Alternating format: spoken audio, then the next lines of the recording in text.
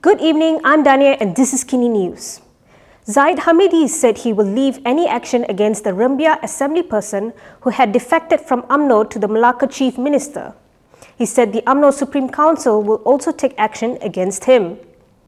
Umno President Ahmad Zahid Hamidi said action against defecting Rembia assemblyperson Muhammad Jailani Khamis will be handled by Malacca Chief Minister Rauf Yusoh.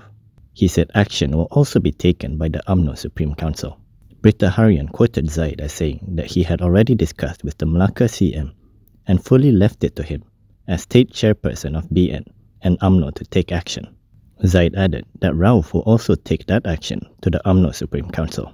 He also denied rumours that more elected representatives wanted to join other political parties.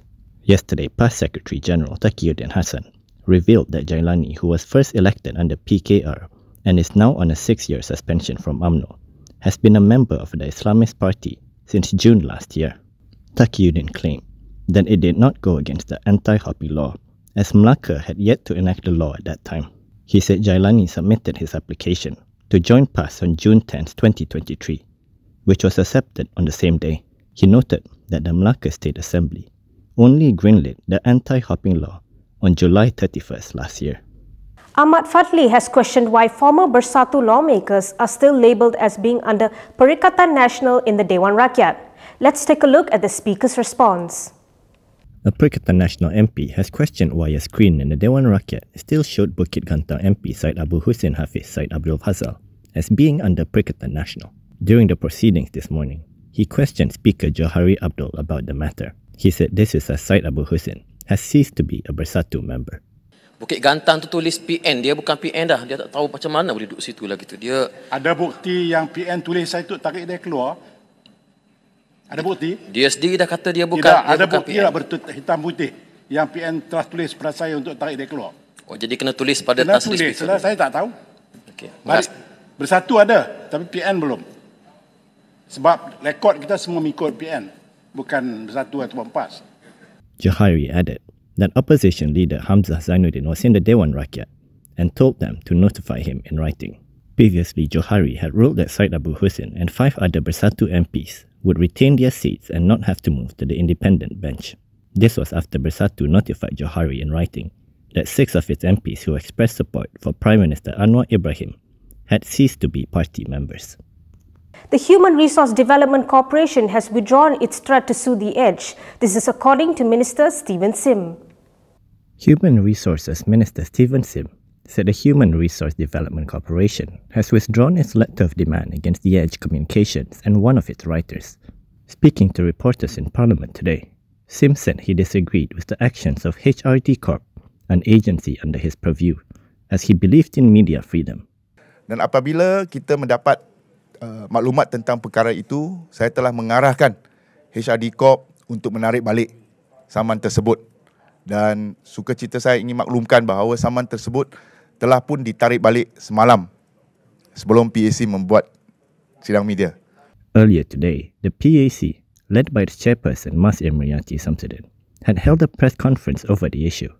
The committee condemned HRD Corp's threat to sue the Edge, saying they viewed it as an attempt to put pressure on the media to not publish the PAC report.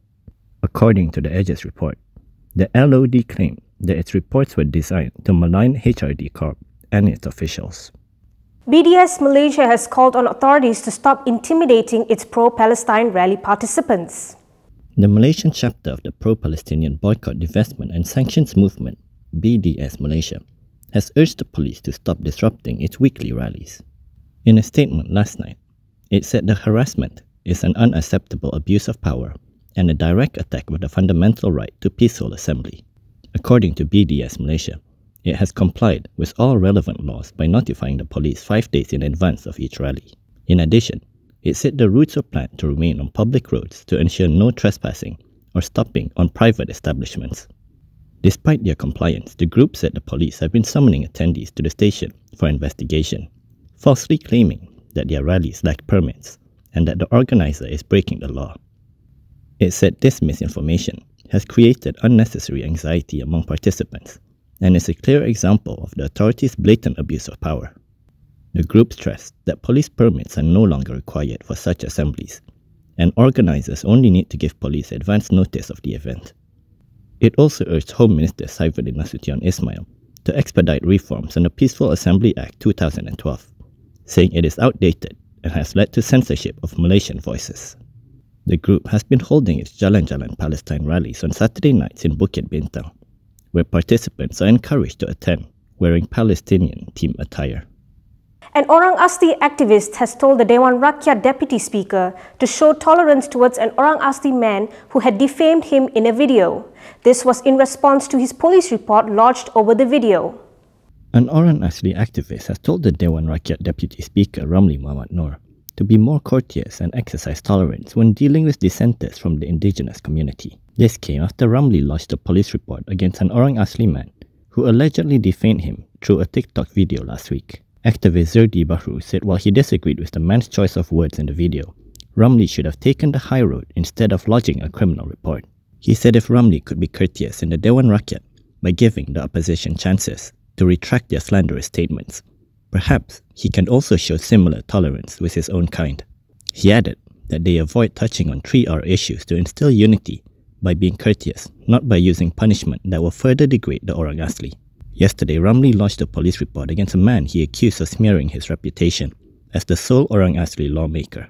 The BN MP reportedly said his report was lodged at the Sentul police station under sections 504 and 505(c) of the Penal Code. Ramli said he will also consider filing a defamation suit against the TikTok account owner.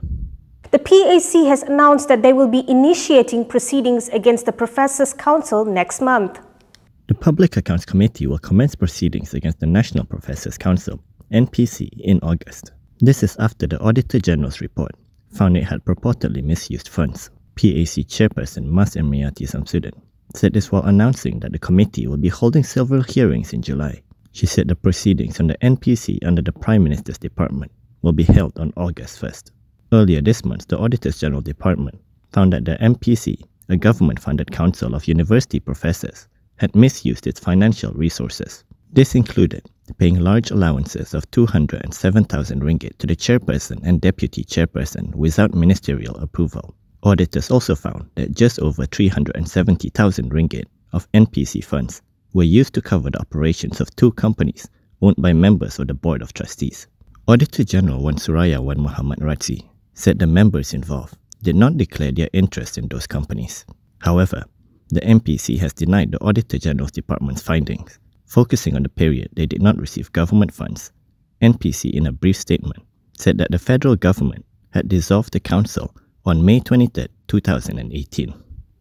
That is all from me today. For more stories, you can go to KiniTv.com. You can also follow us on Instagram, Twitter, YouTube and Facebook for the latest news updates. I'm Dania. Thanks for watching.